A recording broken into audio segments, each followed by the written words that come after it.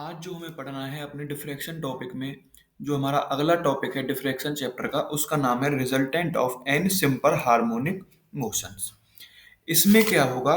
इसमें हम मान के चलते हैं कि जो हमारे पास वेव्स हैं, ठीक है, उन सभी का क्या है, उन सभी का जो एम्पलीट्यूड है, वो एम्पलीट्यूड क्या है, एम्पलीट्यूड को मैं बोल देता हूँ ए। और एम्पलीट्यूड सभी का कैसा है? सेम। ठीक है। और नंबर ऑफ वेव्स मेरे पास कितनी है? नंबर ऑफ वेव्स जो मेरे पास हैं, मैं मान के चलता हूं कि मेरे पास टोटल नंबर ऑफ वेव्स कितनी है? एन। और उनका जो फेज डिफरेंस है, ठीक है, फेज डिफरेंस को जो हम डिनोट करते हैं डेल्टा फाई से, जो उनका फेज डिफरेंस है वो है हमारे पास डी। ठीक है। वो फेज डिफरेंस क्या है? हमारे पास डी है। अगर मैं आपसे बात करता हूं, जैसे वेक्टर लॉ ऑफ एडिशन होता है, वेक्टर लॉ ऑफ एडिशन क्या कहता है? अगर हमारे पास कोई भी दो वेक्टर्स हैं और उनके बीच में अगर एंगल थीटा है, ठीक है, और अगर एक का मैग्नीट्यूड ए है और एक वेक्टर का मैग्नीट्यूड बी है, और जो उनका रिजल्टेंट जो वेक्टर आएगा, उनका जो हमारे पास है उसको मैं आर वेक्टर बोल देता हूं। तो आर वेक्टर का जो मैग्नीट्यूड है वो किसके इक्वल होता है? वो होता है under root of a square plus b square plus 2ab cos theta. अगर वहीं मेरे पास क्या होता है, अगर मेरे पास तीन वेक्टर्स होते हैं, अगर उनकी हेड से हेड, यानी कि एक के हेड से एक का टेल जुड़ा हुआ होता है, तो हम क्या करते हैं, हम पहले वाले के हेड से या फिर पहले वाले के टेल से क्या है, हम लास्ट वाले का हेड जो है मिला देते हैं, तो हमारे पास क्या बन के आ जाता है? एक रिजल्टेंट वेक्टर। जैसे अभी यहाँ पे एक, दो और तीन वेक्टर हुए, ठीक है। अब मैं क्या करता हूँ, मैं चार वेक्टर ले लेता हूँ। मैं चार वेक्टर जो है ले लेता हूँ। Vector one, vector two, vector three और वेक्टर फोर। इनका क्या निकालना है मुझे? Resultant vector. तो इनका जो रिजल्टेंट वेक्टर होगा, तो इसका जो रिजल्टेंट वेक्टर निकल के आएगा वो ये वाला वेक्टर निकल के आएगा। ठीक है। तो अब मैं मान के चलता हूं कि मेरे पास जो है ना एन सिंपल हार्मोनिक मोशंस, यानी कि मेरे पास एन वाइब्रेशंस हैं। ठीक है। मेरे पास ये टोटल नंबर ऑफ क्या है? ये है वाइब्रेशन। ठीक है। और ये फेज डिफरेंस क्या है? फेज डिफरेंस का यहाँ पे जो सिग्निफिकेंस है वो ये है कि एक, अगर मैं मान के चलूं कि मेरे पास, देखो, अगर मैं मान के चलता हूं कि मेरे पास एक वाइब्रेशन ये है, ठीक है, उसका एम्पलीट्यूड अगर ए है, तो जो दूसरी वाली जो वेव होगी और पहली वाली जो वेव है, क्या है, जो हमारे पास पहली वाली वेव है और दूसरी वाली वेव है, उनके बीच में कितने का एंगल होगा? उनके बीच में जो एंगल है वो एंगल है डी। वो एंगल क्या है?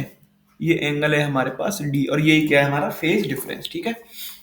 अब ये हमारे पास दो वेव्स हो गई। अब मैं क्या करता हूं, अब मैं किसी अपनी तीसरी वेव को बनाता हूं इसमें।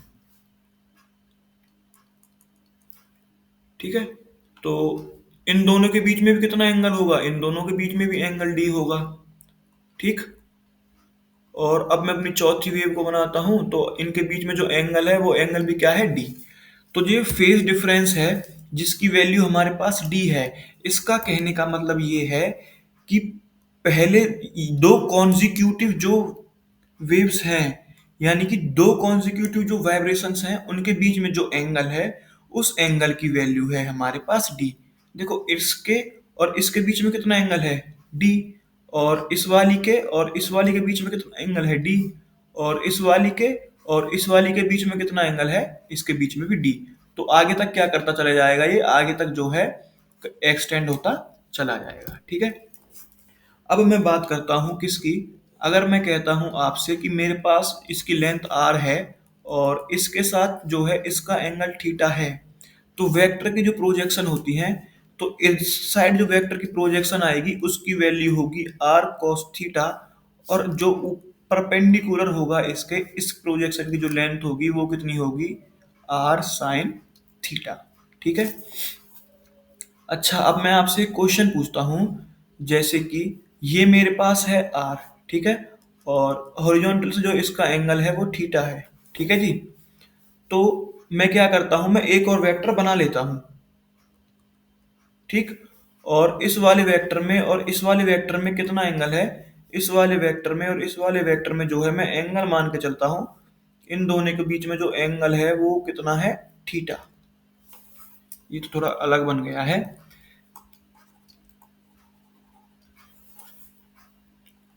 ठीक है जी, देखो एक तो मेरे पास वेक्टर ये हो गया, और अगला वेक्टर जो मेरे पास है वो अगला वेक्टर ये है। ठीक है, इसमें भी कितना एंगल है, थीटा। अच्छा, अगर मैं इसको एक्सटेंड करता हूं तो ये वाला एंगल मेरे पास कितना आ जाएगा, तो ये वाला एंगल तो मेरे पास थीटा आ जाएगा। क्यों, देखो थीटा तो ये हो गया, ठीक है, देखो थीटा तो मेरे पास ये हो गया, इतना एंगल कितना हो गया, ये वाला एंगल थीटा हो गया इसमें से। और जो बाकी का बचा हुआ एंगल है, ये वाला भी कितना है, ये वाला भी थीटा हो गया। तो मेरे पास जो एंगल मिलके आया, ये एंगल मेरे पास बना टू थीटा। अगर वहीं पे मैं लेता हूं तीन वेक्टर्स को, ठीक है जी, मैं कितने वेक्टर्स ले रहा हूं अब मैं ले रहा हूं एक साथ तीन वेक्टर्स। एक वेक्टर ये हो गया, और एक वेक्टर जो है ये हो गया मेरे पास। ठीक, ये थीटा हो गया, और ये भी क्या हो गया, ये भी मेरे पास थीटा हो गया। ठीक है जी, तो मैं क्या करता हूँ, मैं अच्छे से जो है ड्राइंग को बना लेता हूँ। ये मेरे पास अगर इन दोनों के बीच में जो है एंगल थीटा है, और तीसरा एक वेक्टर आ गया, इनके बीच में एंगल अगर थीटा है, और मैं एक चौथा वेक्टर बना लेता हूँ, इनके बीच में अगर एंगल थीटा है, देखो तो मैं क्या करता हूँ, मैं इसको एक्सटेंड कर लेता हूँ। ठीक, अगर ये वाला एंगल थीटा है, और मुझे निकालना है इस वाले वेक्टर से ये वाला एंगल, तो ये वाला एंगल कितना होगा, टू थीटा। और ये वाला एंगल कितना होगा, ये वाला एंगल होगा हमारे पास थ्री थीटा। ठीक है, देखो ये टू थीटा और थ्री थीटा कैसे हो रहा है, ये टू थीटा और थ्री थीटा ऐसे होगा, मेरे पास ये एक वेक्टर मेरे पास ये आ गया, ठीक है जी, और एक वेक्टर मेरे पास ये आ गया। ये वाला एंगल है थीटा, और ये वाला एंगल भी है थीटा। अब मुझे क्या पता लगाना है, मुझे जो है मुझे पता लगाना है ये वाला एंगल की, ये इस एंगल की वैल्यू कितनी होगी। देखो, तो मैं क्या करता हूं, मैं जो है इस लाइन के पैरेलल एक लाइन और ड्रॉ कर लेता हूं। ठीक है, देखो ये लाइन पैरेलल ड्रॉ हो गई। अच्छा, ये वाला एंगल थीटा है, तो ये वाला एंगल भी मेरे पास थीटा होगा। ठीक है, और इसके वर्टिकल अपोजिट जो एंगल है वो ये है, तो इसकी वैल्यू भी थीटा हो गई। अब ये वाला थीटा और ये वाला थीटा जुड़ के कितना हो गया, ये वाला जुड़ के पूरा टू थीटा हो गया। अच्छा, अब ये वाली लाइन और ये वाली लाइन पैरेलल है, तो ये वाला एंगल और ये वाला एंगल कैसा होगा, आपस में इक्वल। तो इस अल्फा की वैल्यू कितनी आएगी, इस अल्फा की वैल्यू आएगी टू थीटा। अगर मैं तीन वेक्टर यहाँ पे बना दूं, तो इस तीसरे वेक्टर का इनके बीच में जो एंगल होगा उसकी वैल्यू मेरे पास कितनी आ जाएगी, उसकी वैल्यू जो है मेरे पास आ जाएगी थ्री थीटा। ठीक है जी, तो मैं मान के चलता हूं कि मेरे पास जो है ना, जैसे मैंने इसको बनाया, पहला मेरा वेक्टर ये आया, और दूसरा वेक्टर मेरे पास ये आया, तीसरा वेक्टर मेरे पास ये आया, और चौथा वेक्टर मेरे पास ये आया। ठीक है, ये थीटा हो गया, ये थीटा हो गया, ये भी थीटा हो गया। अब मैं मान के चल रहा हूं कि ये आगे तक एक्सटेंड हो रहा है। ठीक है, और मैं इनका जो रिजल्टेंट वेक्टर है, कुछ इस रिजल्टेंट वेक्टर को मैं यहाँ पे लेके आ जाता हूँ। ठीक है, अच्छा ये थीटा नहीं होके, ये हमने फेज डिफरेंस कितना माना है, ये हमने माना है डी। ठीक है जी, ये कितना माना है हमने, ये माना है हमने डी।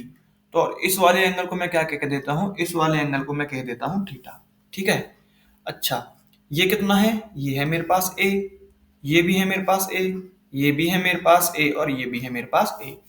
अच्छा देखो, इस वेक्टर का जो है ये आर वेक्टर जो रिजल्टेंट आ रहा है, इसका ये वाला कंपोनेंट कितना होगा, ये वाला कंपोनेंट होगा मेरे पास आर cos थीटा, और ये वाला कंपोनेंट कितना होगा, ये वाला कंपोनेंट होगा मेरे पास आर sin थीटा। ठीक है, ये वाला कंपोनेंट मेरे पास कितना होगा, ये वाला कंपोनेंट होगा मेरे पास आर sin थीटा, और ये वाला कंपोनेंट मेरे पास होगा कितना, आर cos थीटा। अब मैं क्या करता हूं, देखो ये तो मेरे पास ए है ही। अब इस ए का जो है ये वाला कंपोनेंट कितना होगा, देखो अगले पेज पे देखते हैं, इसको और बड़ा बनाते हैं थोड़ा सा।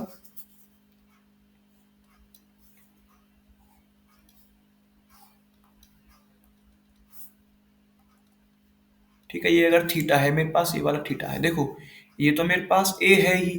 ठीक है, ये ए है, तो ये वाला कितना हो जाएगा, ये वाला कितना होगा, इतना, ये होगा ए cos थीटा। अगर मैं बात करता हूँ इससे, तो ये पूरा एंगल थीटा और थीटा, ये कितना एंगल हो गया, ये हो गया 2 थीटा। तो ये वाला कितना आ गया, अब ये वाला कितना आ गया, ये मेरे पास आ गया a cos 2 थीटा। और ये मैंने कितना माना था, ये मैंने माना था r। तो ये वाला कंपोनेंट यहां से यहां तक कितना आया था, ये मेरे पास आया था r cos थीटा। और यहां से यहां तक ये टोटल कितना होगा, ये होगा a plus a cos theta plus a cos 2 theta. ठीक है, अब मैं मान के चलता हूं इसमें कितने हैं, इसमें जैसे मैंने मान लिया कि इसमें n है। ठीक है, तो इसमें कितने हैं, n। अच्छा देखो, जब इसमें एक ही वेक्टर है, ठीक है, इसमें कितना है, एक ही वेक्टर है, तो केवल कितना आ रहा है, a। जब इसमें दो वेक्टर हमने ले लिए, तो cos थीटा आ रहा है, केवल cos थीटा। ठीक है, जब हमने इसमें तीन वेक्टर लिए, तो तीन वेक्टर के बाद कितना आया, 2। यानी कि अगर मैं चार वेक्टर लेता तो इतना इधर कितना आता, 3 थीटा। अगर मैं पांच वेक्टर लेता तो कितना आता, 4 थीटा। तो इसका मतलब जो है, ये जो अगर मैं n लेता हूं, तो जो लास्ट वाला जो वेक्टर बनेगा उसका कितना आएगा, वो मेरा आएगा n-1 थीटा। ठीक है, अच्छा देखो, आर कॉस थीटा, अगर मैं तीन वेक्टर के लिए बात करता हूं, तो आर कॉस थीटा जो है किसके लिए, केवल तीन वेक्टर के लिए कितना है, ये है a plus a cos theta plus a cos 2 theta. ठीक है, तीन वेक्टर के लिए एक तो आया a, एक कॉस थीटा, एक कॉस 2 थीटा। अगर मैं यहीं पे चार वेक्टर ले लेता तो मेरे पास कितना आता, a कॉस 3 थीटा। तो मुझे क्या लेना है, अब मुझे n लेने हैं, n ऑक्सीलेशंस। तो कितना होगा, ये होगा r cos theta equals to, कितना आ रहा है ये, r cos theta equals to, r cos theta equals to कितना आया ये मेरे पास आ रहा है a plus a cos d plus a cos 2d। ये d क्या है यहाँ पे, ये d है मेरे पास, जो हमने ये एंगल माना है ये हमने d माना है। ठीक है, ये हमने कितना माना है, d, क्योंकि हमें फेज डिफरेंस कितना गिवन है, d। तो a cos 2d plus a cos 3d plus dot dot dot, कहां तक जाना है हमें, n तक। अगर n तक जाएंगे तो हमें एंगल एक कम लेना पड़ेगा, तो a cos of n-1 into D. ठीक है, अब मैं a इन सब में से कॉमन ले सकता हूं, इन सभी में a जो आ रहा है, तो r cos theta equals to a common लेके 1 plus cos d plus cos 2d plus cos 3d dot dot dot, कहां तक जा रहा है, ये जा रहा है cos ऑफ n-1d तक। ठीक है, अब मैं क्या कर देता हूं, अब मैं मल्टीप्लाई कर देता हूं both sides, multiplying both sides by किससे, बोथ साइड्स में मैं मल्टीप्लाई कर देता हूं 2 साइन ऑफ d/2 से। ठीक है, तो मेरे पास कितना निकल के आ गया, ये मेरे पास निकल के आया r cos theta sine of d/2 equals to a। तो 2 साइन d/2, क्योंकि जब मैं 1 में मल्टीप्लाई करूंगा 2 साइन d/2 का, तो 2 sine d/2 plus cos of d, 2 इधर मल्टीप्लाई में 2 cos d sine d/2 plus dot dot dot आगे तक जाएगा, और cos ऑफ n-1, 2 बाहर आ गया, d into sine of d/2।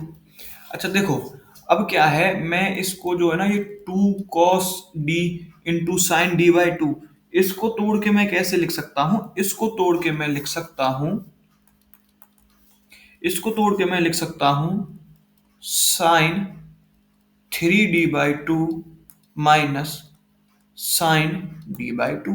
ठीक है, इसको मैंने ऐसे लिख लिया। ठीक है, तो देखो, अब इस फॉर्मूले को मैं वेरीफाई करता हूं, तो sine c minus sine D क्या होता है, sine c minus sine D होता है 2 cos c plus d/2 sine c minus d/2। ठीक है, तो 2 cos of c plus d कितना है, 3d/2 प्लस d/2, यानी कि 4d/2, यानी कि कितना आ गया, ये 2d आ गया।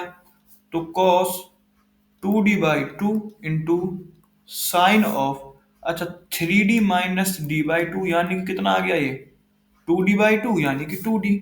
तो sign d/2, sign d/2।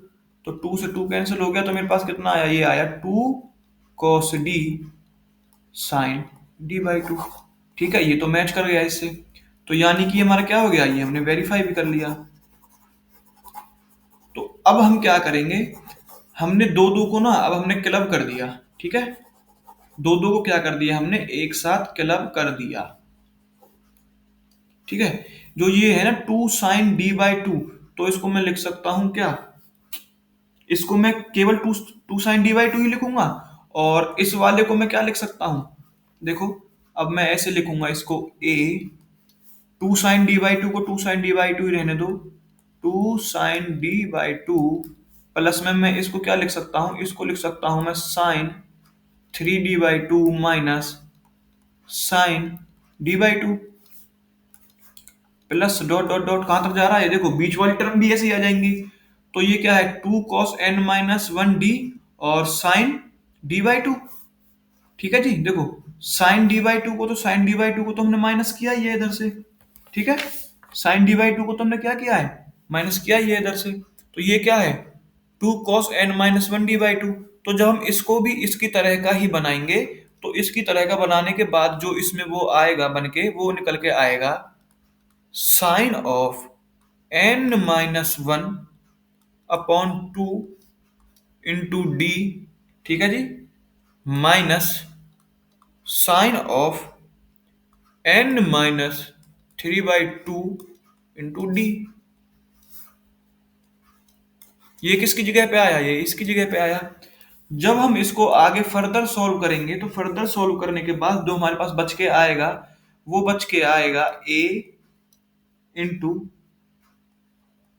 Sign d/2 plus sign of n-1 into d/2। ठीक है जी, ये क्या आया r cos theta into sine d/2। ठीक है, ये मेरे पास निकल के आया, ये प्लस नहीं है, ये मल्टीप्लाई है। ठीक है, अब मैं क्या करता हूं, अब देखो ये प्लस है ना, तो साइन सी प्लस साइन डी का मैं फॉर्मूला लगाऊंगा। और साइन सी प्लस साइन डी का जो फॉर्मूला है वो लगने के बाद इसकी जो वैल्यू आएगी, देखो साइन सी प्लस साइन डी क्या होता है, साइन सी प्लस साइन डी होता है 2 sin c plus d/2 into cos C minus d/2।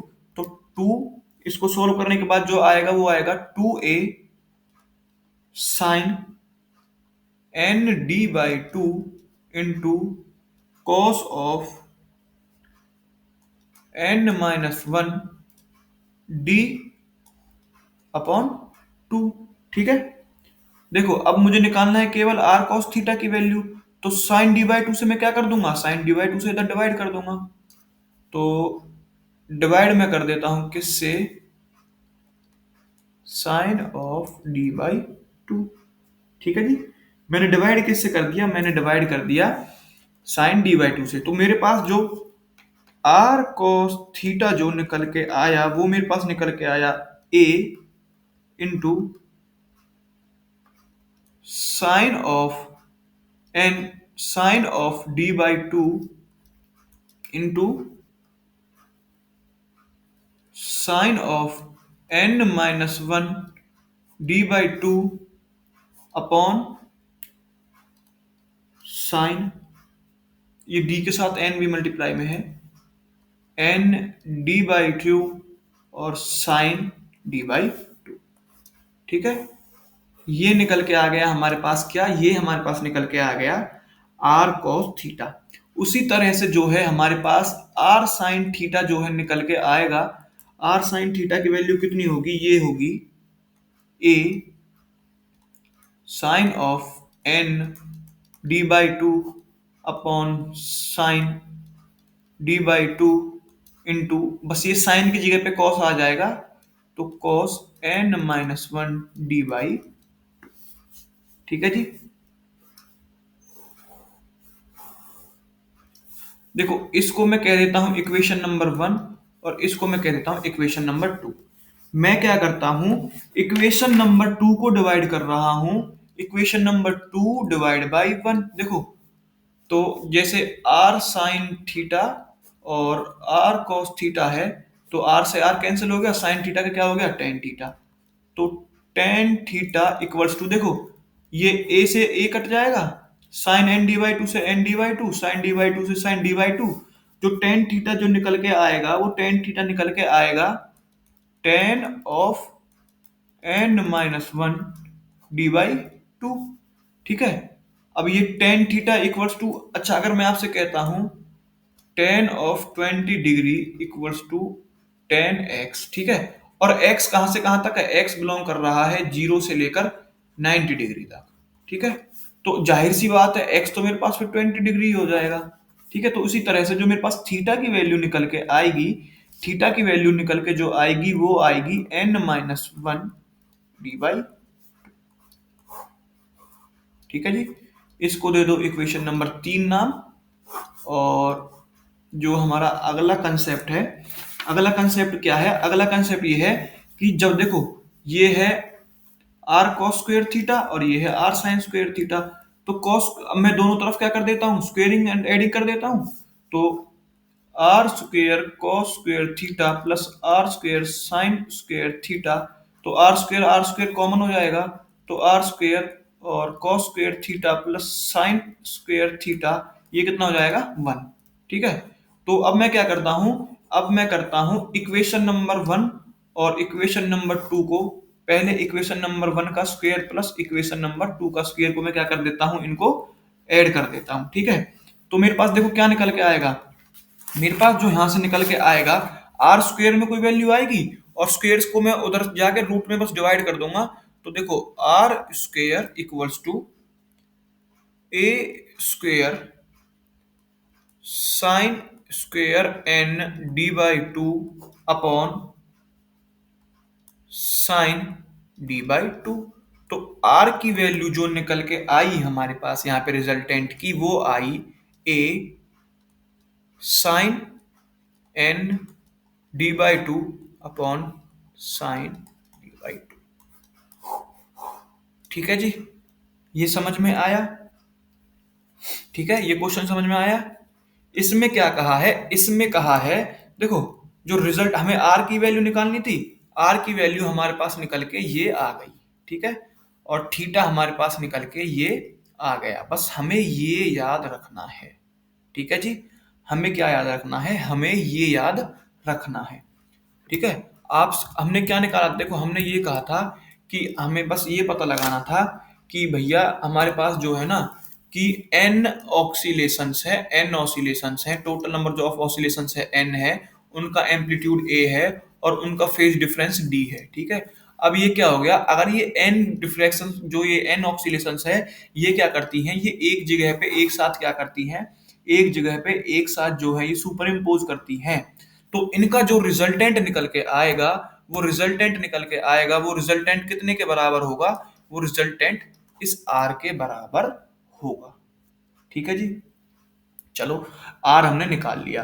अब हम बात करते हैं इसके एक इंपॉर्टेंट केस के बारे में। ठीक है, अब हम किसके बारे में बात करते हैं, अब हम बात करते हैं एक इंपॉर्टेंट केस के बारे में। ठीक है, इंपॉर्टेंट केस क्या है, मैं n को मान लेता हूं, n क्या है, नंबर ऑफ ऑसिलेशंस है, n को मान लेता हूं मैं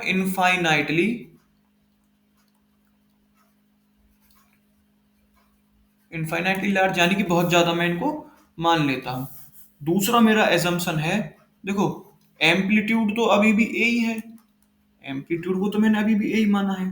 ठीक है, तीसरा जो मेरा एजम्पशन है, तीसरा मेरा एजम्पशन है, उनको मैं मानता हूं क्या, कि जो मेरा डी है ना, वो फेज डिफरेंस, डी क्या है मेरा, डी है फेज डिफरेंस। वो फेज डिफरेंस कैसा है, वेरी स्मॉल। ठीक है, फेज डिफरेंस कैसा है, वो फेज डिफरेंस वेरी स्मॉल है। तो अब क्या होगा, हाउ एवर जो प्रोडक्ट है एन ए और एन डी, ठीक है, इनको मैं मान लेता हूं फाइनाइट। देखो डी को मैं टेंड करवाता हूं जीरो की तरफ और एन को मैं टेंड करवाता हूं इन्फिनिटी की तरफ, तो ये वाली कौन सी फॉर्म बन गई, जीरो इंटू इन्फिनिटी। ठीक है, जब जीरो इंटू इन्फिनिटी की कोई फॉर्म बन के आती है तो 100% उसकी क्या करती है, कोई वैल्यू एग्जिस्ट करती है। ठीक है, तो मैं क्या कर मानता हूं, मैंने मान लिया n multiply a equals to capital A. ये एन क्या है, ये है मेरे पास नंबर ऑफ वाइब्रेशंस, ए है मेरे पास क्या, एम्पलीट्यूड, और एन मल्टीप्लाई डी को मैं मानता हूं क्या, एन मल्टीप्लाई डी को मैं मानता हूं टू मल्टीप्लाई अल्फा। ठीक है, एन मल्टीप्लाई डी को मैं क्या मानता हूं, टू अल्फा। डी हमारे पास क्या था, डी था हमारे पास फेज डिफरेंस। देखो तो आर की जो हमारे पास वैल्यू निकल के आई थी, उस आर की वैल्यू निकल के आई थी A sine of N D by two upon sine of D by two. ठीक है जी, देखो अब हमने क्या है, देखो पिछले वाले उसमें क्या माना था हमने, एन इंटू डी को हमने टू अल्फा माना था। ठीक है, तो एन इंटू डी की जगह मैं रखता हूं टू अल्फा, तो equals to sine two alpha upon two, two से टू कैंसिल हो गया, अपॉन, देखो जब हमारे पास, मैं एक बात करता हूं साइन थीटा की, जब थीटा कहता होता है, थीटा होता है वेरी स्मॉल, तो साइन थीटा की जो वैल्यू होती है ना वो होती है थीटा के इक्वल। ठीक है, तो साइन डी बाई टू किसके इक्वल होगा, साइन डी बाई टू किसके इक्वल होगा, तो साइन डी बाई टू को निकालने के लिए देखो हमने जैसे पहली स्लाइड में जो है एन मल्टीप्लाई डी को हमने क्या माना था, two alpha, n multiply d को हमने माना था टू अल्फा। देखो एन मल्टीप्लाई डी को हमने माना है टू अल्फा, तो मैं डी को क्या कह सकता हूं, डी को कह सकता हूं टू अल्फा बाई एन। तो साइन डी की जगह मैं क्या कह सकता हूं, टू अल्फा बाई एन, और ये टू डिवाइड में है तो मल्टीप्लाई टू, टू से टू कैंसिल हो गया, तो मेरे पास जो निकल के आया sine alpha upon sine of alpha by n. ठीक है, और ये एन क्या है, ये एन है मेरे पास इन्फिनिटी की तरफ टेंड कर रहा है, तो समथिंग अपॉन इन्फिनिटी क्या होता है, समथिंग अपॉन इन्फिनिटी किसकी तरफ जाता है, जीरो की तरफ जाता है। तो ये वाला एंगल कैसा हो गया, ये वाला एंगल बहुत ज्यादा स्मॉल हो गया, ये तो हमारा मल्टीप्लाई है। तो साइन अल्फा बाई एन को मैं क्या लिख सकता हूं, साइन अल्फा बाई एन को मैं अल्फा बाई एन लिख सकता हूं। तो आर की जो मेरे पास वैल्यू निकल के अब आई, तो आर की जो वैल्यू निकल के आई वो आई A sign alpha upon N. ठीक है, तो ये एन इधर मल्टीप्लाई में चला जाएगा, तो आर की वैल्यू आएगी A into N sine of alpha upon alpha. और पिछली स्लाइड में देखो हमने ए इंटू एन को क्या माना था, हमने कैपिटल ए, तो इसको मैं क्या कह सकता हूं, इसको कह सकता हूं मैं कैपिटल ए। तो आर जो मेरे पास निकल के आया उसकी value I A sign alpha upon alpha. ठीक है, आर की वैल्यू मेरे पास निकल के क्या आई, आर की वैल्यू मेरे पास निकल के आई A sign alpha upon alpha. ठीक है, और मैं क्या करता हूं, और मैं कहता हूं कि मेरे पास जो थीटा होता है वो थीटा क्या होता है, थीटा होता है n minus one into d by two. देखो एन को मैंने किसकी तरफ टेंड करवाया है, इन्फिनिटी, अब मैं इन्फिनिटी में से एक घटाऊंगा तो मेरे को ऊपर तो कुछ फर्क पड़ेगा ही नहीं, तो एन इन्फिनिटी माइनस वन क्या होगा, इन्फिनिटी माइनस वन इन्फिनिटी होता है।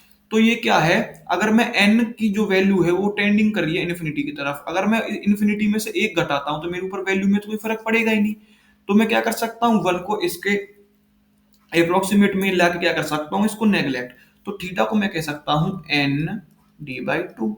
अच्छा एन मल्टीप्लाई डी मेरे पास क्या था, एन मल्टीप्लाई डी मेरे पास क्या था, एन मल्टीप्लाई डी मेरे पास अल्फा था, एन मल्टीप्लाई डी मेरे पास क्या था, एन मल्टीप्लाई डी मेरे पास अल्फा था।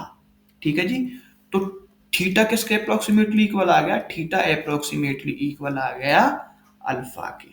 ठीक है जी, तो इस केस में क्या है, इस केस में है, इस केस में हमने क्या माना है कि जो n है नंबर ऑफ वाइब्रेशंस वो कितनी है, वो है इनफाइनाइटली लार्ज।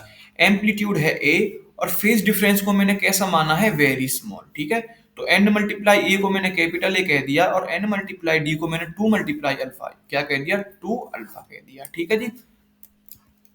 अब जो मेरे पास इसका रिजल्टेंट निकल के आएगा, वो रिजल्टेंट निकल के मेरे पास आएगा ए साइन अल्फा अपॉन अल्फा, और अल्फा ही किसके इक्वल है, अल्फा ही थीटा के इक्वल है। तो आर को मैं क्या कह सकता हूं, आर मेरे पास निकल के आएगा ए साइन थीटा बाई थीटा। और नॉर्मल मेरे केस में कितना निकल के आ रहा था, नॉर्मल हमारे केस में निकल के जो आर आ रहा था, वो आर आ रहा था ए साइन एन डी बाई 2। ठीक है जी। आई होप कि आपको समझ में आया होगा। अब हम जल्दी मिलेंगे अपने एक नए लेक्चर के साथ। ठीक है जी। ये थीटा नहीं, ये हमने डी माना था। ये थीटा हमने क्या माना था, ये थीटा हमने डी माना था। ठीक है जी। तो आई होप कि आपको इतना समझ में आया होगा, और जल्दी मिलेंगे अपने एक नए लेक्चर के साथ।